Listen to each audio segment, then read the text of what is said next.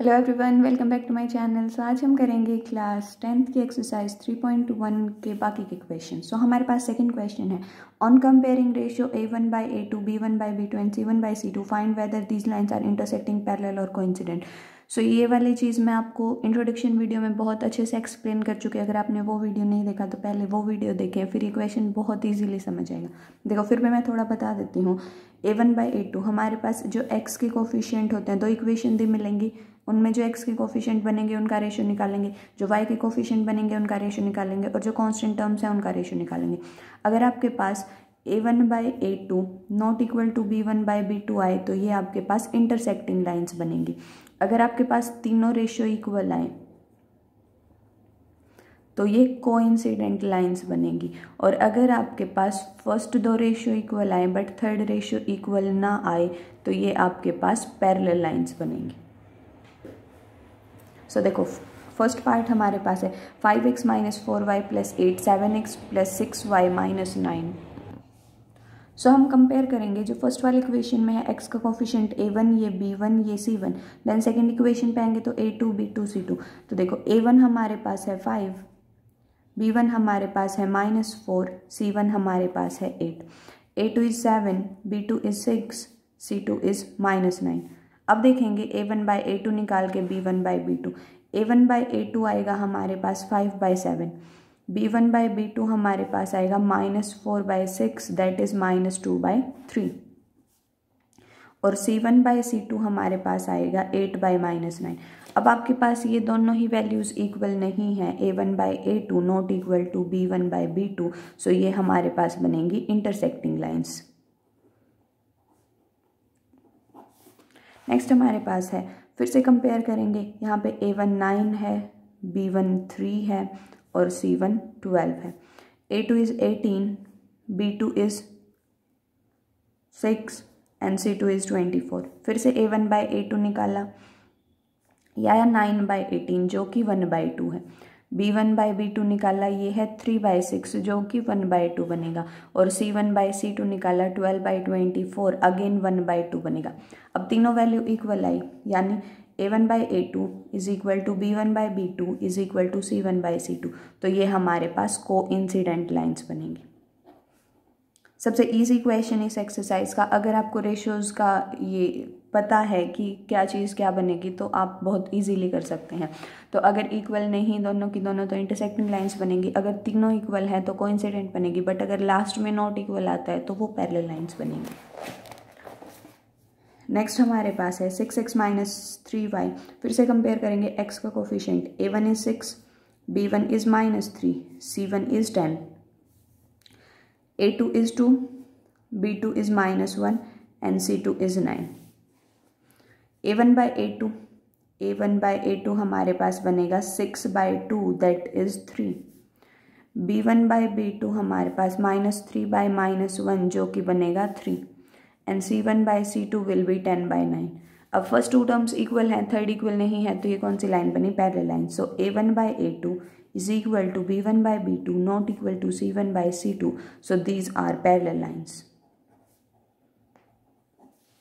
Next question हमारे पास है, हमें फिर से a1/a2 इनको कंपेयर करना है और बताना है इक्वेशन कंसिस्टेंट है या इनकंसिस्टेंट। अब कंसिस्टेंट का मतलब होता है कि उसका सॉल्यूशन एग्जिस्ट करे, और इनकंसिस्टेंट का मतलब होता है नो सॉल्यूशन। अब हमें पता है कि नो सॉल्यूशन किस केस में होता है? जब लाइंस क्या होती हैं? पैरेलल। और पैरेलल की कंडीशन क्या है? a1/a2 b1/b2 not equal to c1/c2। और सॉल्यूशन एग्जिस्ट कब करता है? वो सॉल्यूशन यूनिक भी हो सकता है और वो इनफाइनाइट नंबर ऑफ सॉल्यूशंस भी हो सकता है। अब यूनिक हमारे पास इंटरसेक्टिंग लाइंस में आता है और इनफाइनाइट हमारे पास कोइंसिडेंट लाइंस में आता है। तो इंटरसेक्टिंग लाइंस में क्या था? a1/a2 not equal to b1/b2, and coincident में हमारे पास था a1/a2 is equal to b1/b2, तीनों की तीनों रेशियो इक्वल। तो अगर आपके पास यूनिक मतलब इंटरसेक्टिंग लाइन या कोइंसिडेंट लाइन बने तो हम लिखेंगे इक्वेशन कंसिस्टेंट है, और अगर पैरेलल लाइन बने तो लिखेंगे इनकंसिस्टेंट है। तो जो पूछ रखा है वही लिखेंगे। पिछले में हमसे पूछ रखा था कि इंटरसेक्टिंग कोइंसिडेंट या पैरेलल बनेंगी तो हमने वो आंसर किया था। अब कंसिस्टेंट इनकंसिस्टेंट पूछ रखा है तो हम पहले चेक करेंगे वो इंटरसेक्टिंग बनेंगी, कोइंसिडेंट बनेंगी या पैरेलल बनेंगी। अकॉर्डिंगली हम लिखेंगे वो कंसिस्टेंट है या इनकंसिस्टेंट है। कंपेयर करेंगे हम, A1 is 3, B1 is 2 and C1 is 5। ये 5 माइनस का लिखो, फ़र्क नहीं पड़ता क्योंकि इस तरफ आके ये -5 बनेगा, ये भी इस तरफ आके -7 बनेगा। सो ये minus minus will be again plus, so हम प्लस का ही लेंगे।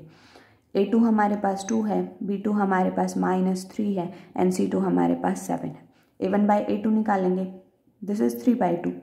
B1 बाई B2 इज़ 2/-3 और C1 बाई C2 इज़ 5/7। अब अगर ये दोनों ही इक्वल नहीं है तो हमें आगे जाने की ज़रूरत नहीं है। सो ये 3/2 है, ये 2/3 है, वो भी माइनस में। So A1 by A2 not equal to B1 by B2, these are intersecting lines. और इंटरसेक्टिंग लाइंस हैं तो हमारे पास यूनिक सॉल्यूशन बनेगा, और अगर यूनिक सॉल्यूशन है तो ये कंसिस्टेंट इक्वेशंस हैं।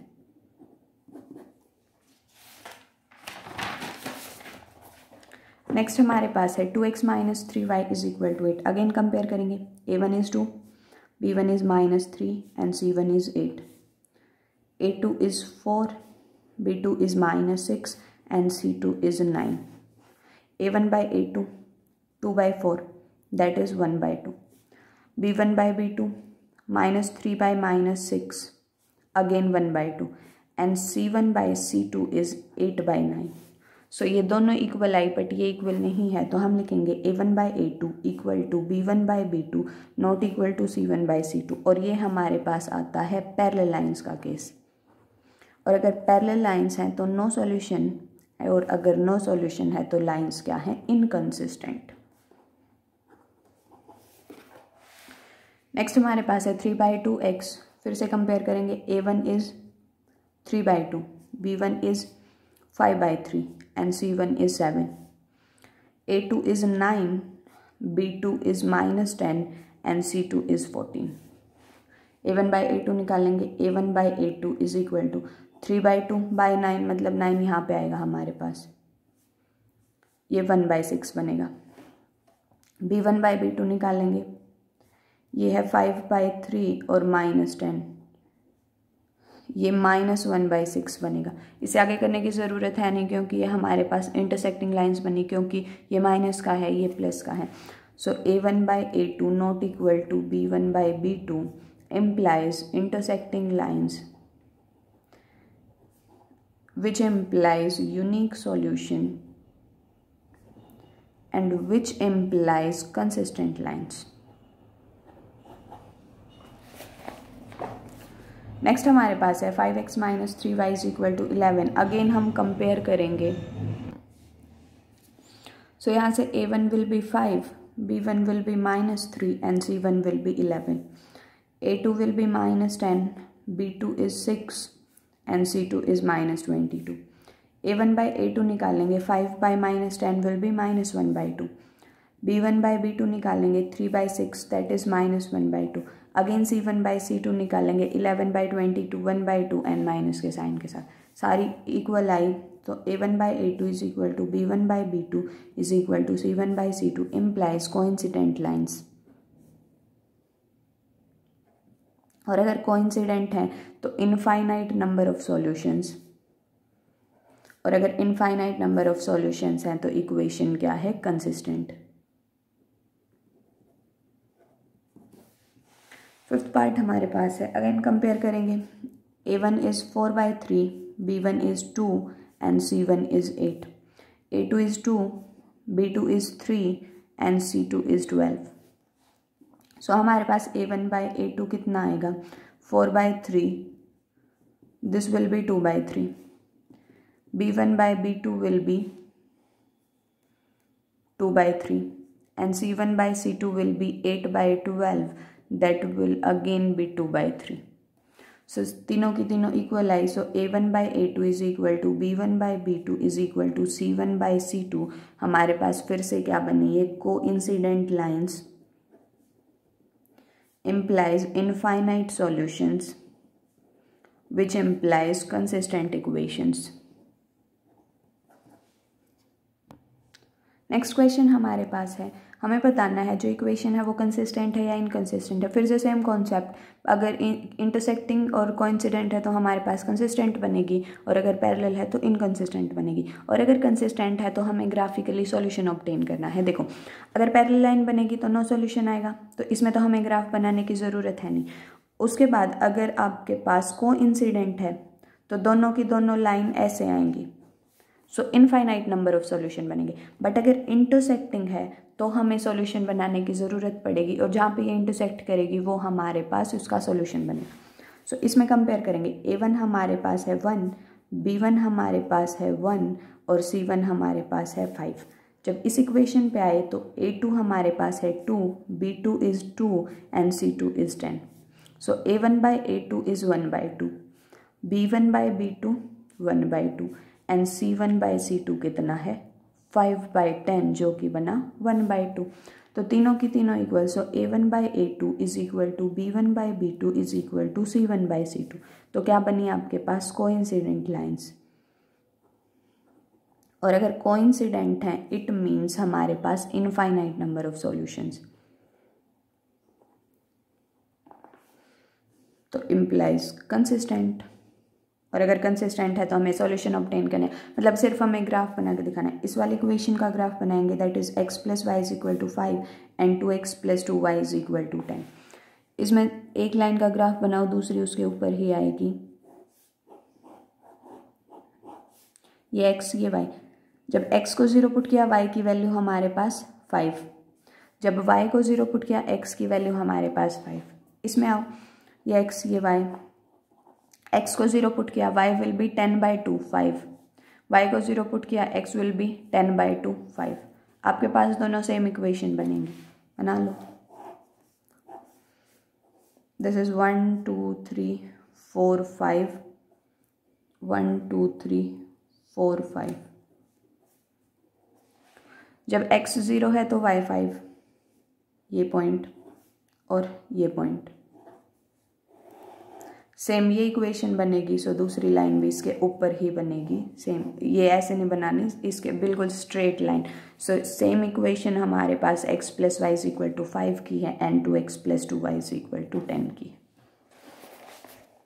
नेक्स्ट हमारे पास है x minus y is equal to 8, 3x minus 3y is equal to 16। So compare करेंगे, A1 1, B1 is -1, C1 is 8। x का कोफिशिएंट इज A1, y का coefficient B1, constant term is C1। Again दूसरी equation में आएंगे तो A2 B2 C2 मिलेंगे। A2 is x का coefficient 3, B2 is -3 and C2 is 16। A1 by A2 निकालेंगे 1/3, B1 by B2 निकालेंगे अगेन 1/3, क्योंकि minus minus will B plus, and C1 by C2 निकालेंगे, सो 8/16 दैट इज 1/2। अब ये दोनों इक्वल हैं, this is not equal to this, so we will get parallel lines. Not equal to C1 by C2 implies parallel lines and no solution. Implies inconsistent। और अगर कोई solution है ही नहीं तो हम उसको ग्राफ पे रिप्रेजेंट नहीं करेंगे। नेक्स्ट हमारे पास है 2x plus Y minus 6 and this. So फिर से कंपेयर करेंगे, A1 is 2, B1 is 1, C1 is -6, A2 is 4, B2 is -2 and C2 is -4। A1 by A2 निकालेंगे 2/4, हमारे पास आएगा 1/2। B1 बाई B2 निकालेंगे 1/-2 -1/2। इसे आगे सॉल्व करने की ज़रूरत नहीं, क्योंकि ये क्या बनी हमारे पास इंटरसेक्टिंग लाइंस।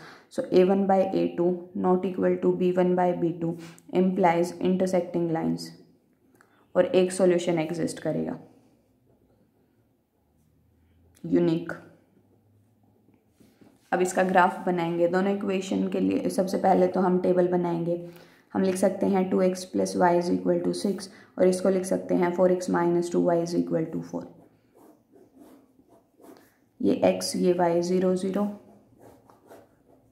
ये इसलिए करते हैं क्योंकि हमारे पास इजी रहता है, जब हम x को 0 y को 0 पुट करते हैं तो हमें पता होता है दोनों एक्सिस पे कट करेगी और इजीली सॉल्यूशन निकलेगा। आप ये ज़रूरी नहीं है आप 0 0 ही पुट करो, आप 1 2 3 कुछ भी पुट कर सकते हो। आप एक वेरिएबल की वैल्यू पुट करो दूसरे की निकलती जाएगी, ऐसे भी कर सकते हो। ये सबसे ईजी मेथड होता है इसलिए ऐसे करते हैं। बाकी आप इसको y को 1 2 3 कुछ भी पुट करते जाओ, x की वैल्यू निकलती जाएगी हमारे पास। देखो जब x को 0 पुट किया y कितना आया 6, क्योंकि ये टर्म कितनी बनी 0।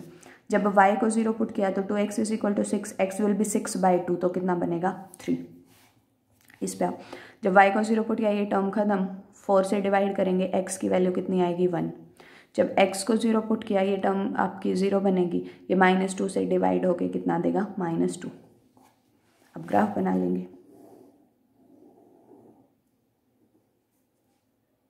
क्योंकि y नेगेटिव में है तो -1 -2 ये आपके पास 0 होता है। 1 2 3 4 5, क्योंकि हाईएस्ट वैल्यू 6 है तो 7 तक ले जाएंगे हम। जब x 0 है y इज 6, जब y 0 है x इज 3। सो आपके पास ये इक्वेशन बनी। एक कौन सी लाइन है ये, 2x + y is equal to 6। उसके बाद जब 0 है तो -2y, एंड जब y 0 है तो x इज 1। सो हमारे पास एक ये इक्वेशन बनेगी। सो जहाँ पे ये दोनों कट करेंगे वो हमारे पास पॉइंट होगा 2 2, ये यहाँ से भी 2 और यहाँ से भी 2। सबसे पहले लिखते हैं x का कोऑर्डिनेट, देन हम y का कोऑर्डिनेट लिखते हैं। तो ये हमारे पास x की वैल्यू आएगी, ये हमारे पास y की वैल्यू आएगी। तो इसका सॉल्यूशन क्या बना 2 2। नेक्स्ट देखते हैं। नेक्स्ट हमारे पास फिर से कंपेयर करेंगे। a1 is 2, b1 is -2 and c1 is -2। a2 is 4, b2 is -4 and c2 is -5 sorry. So a1 by a2 will be 2/4, that is 1/2. b1 by b2 will be -2 by -4, minus will be plus and this will again be 1/2. c1 by c2 will be 2/5. So ये हमारे पास बनी a1 by a2 is equal to b1 by b2 not equal to c1 by c2। So ये हमारे पास बनी parallel lines and no solution. So graph पे plot नहीं करेंगे। नेक्स्ट क्वेश्चन देखो। Half perimeter of rectangular garden whose length is 4 metre more than its width is 36 metre. यानी perimeter का हाफ दे रखा है। रेक्टेंगल का पेरीमीटर क्या होता है?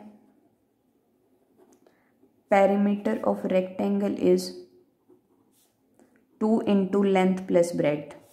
अब इसका हाफ करेंगे अगर, मतलब 1/2 × 2l + b, तो कितना बनेगा ये l + b, और l + b की वैल्यू हमें दे रखी है 36।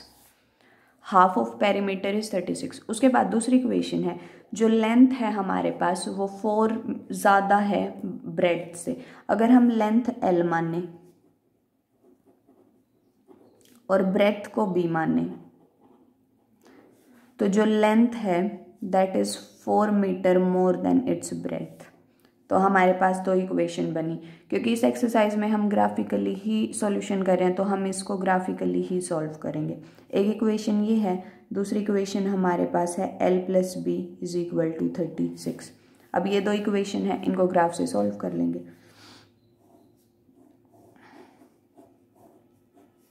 ये वाली इक्वेशन हमारे पास है l - b is equal to 4 and ये है l + b is equal to 36। अगर पेपर में ये क्वेश्चन आता है, क्योंकि हम सब्स्टिट्यूशन और एलिमिनेशन मेथड नेक्स्ट एक्सरसाइज में करेंगे, और अगर पेपर में आपसे ये पूछ रखा है कि ग्राफिकली शो करो तो आप ग्राफिकली शो करना, अदरवाइज आप किसी भी मेथड से सॉल्व करोगे तो आपको मार्क्स मिलेंगे। बट ये एक्सरसाइज ग्राफिकली ही सॉल्व करें तो इसलिए हम ग्राफिकली ही सॉल्व करेंगे। बट पेपर में ऐसा कुछ नहीं है कि आपको ग्राफिकली ही सॉल्व करना है। जब तक दे ना दे कि ग्राफिकली सॉल्व करो तब तक ग्राफिकली सॉल्व करने की ज़रूरत नहीं है। देखो, जब हमने XY, अब की बार हम लेंगे LB। जब L को 0 पुट किया तो B की वैल्यू कितनी आई -4, और जब b को 0 पुट किया तो l की वैल्यू कितनी आई 4, क्योंकि माइनस भी बनेगा और माइनस साइन उस तरफ जाके ये बनेगा। इस इक्वेशन में जब L को 0 पुट किया तो B की वैल्यू कितनी आई 36, और जब B को 0 पुट किया तो L की वैल्यू कितनी आई अगेन 36। अब 36 बड़ा नंबर है हमारे पास, तो हम या तो 4 4 का गैप ले लेंगे, आपकी मर्जी 4 4 का ही ले लो या 10 10 का भी ले सकते हैं। देखो ये 0 है तो 4 4 का गैप अगर लें, ये 4,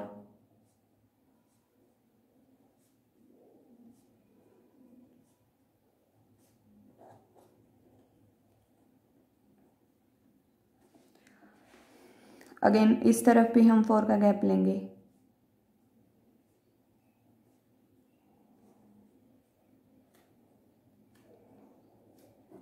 क्योंकि मैक्सिमम वैल्यू 36 है, आप 40 तक ले सकते हैं। इस तरफ लेंगे तो ये -4, ये -8।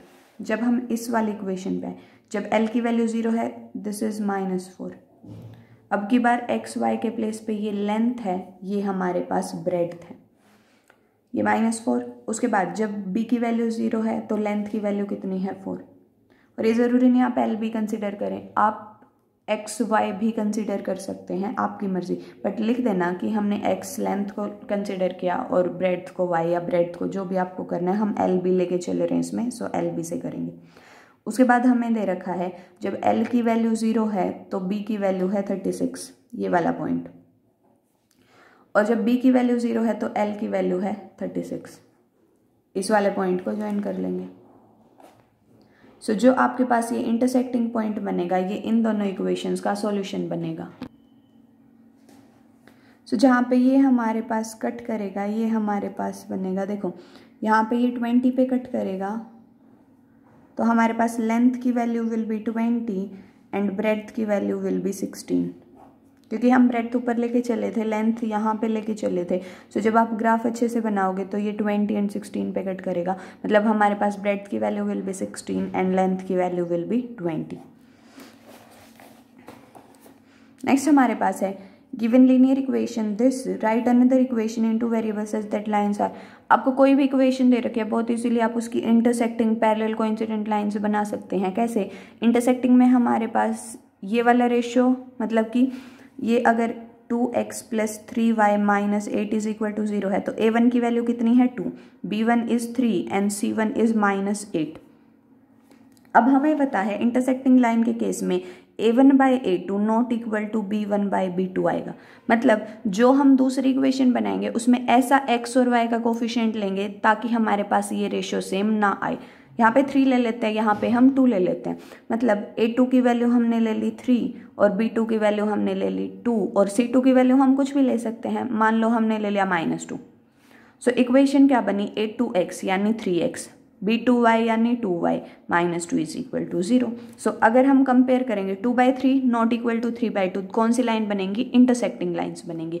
सो जो भी इक्वेशन दे रखी है उसमें आपको ये वाली चीज़ बनानी है। आप बेशक से y और x के कोफिशिएंट को रिवर्स कर देना, मतलब रिवर्स क्या, ये कर देना कि इंटरचेंज कर देना कि x का कोफिशिएंट y का बना देना, y का x का बना देना, तो आपके पास इक्वेशन बनेगी।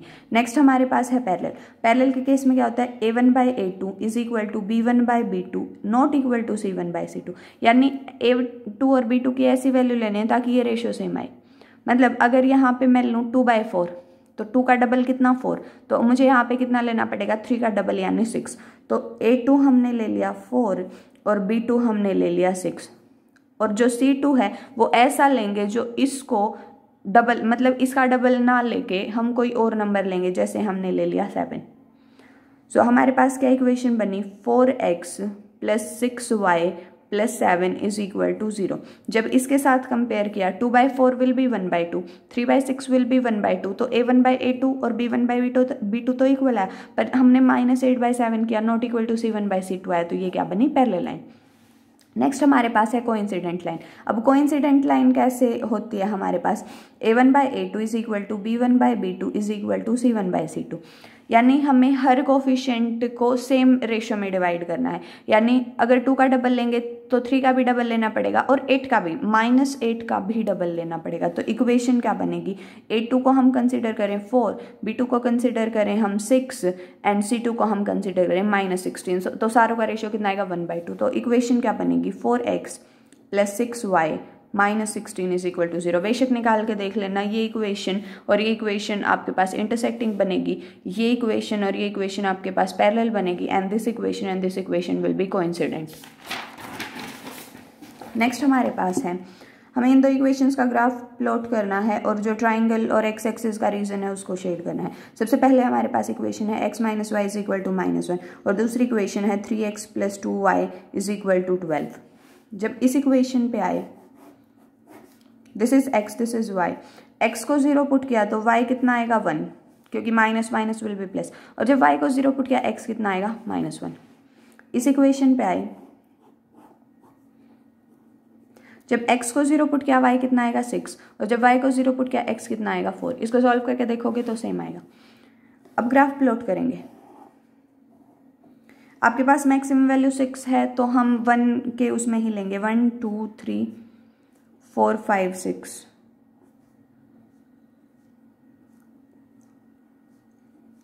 और सेम रेशियो में लेना आप, ग्राफ पे अच्छे से ड्रॉ करना तो आपके पास बिल्कुल ठीक आंसर आएगा।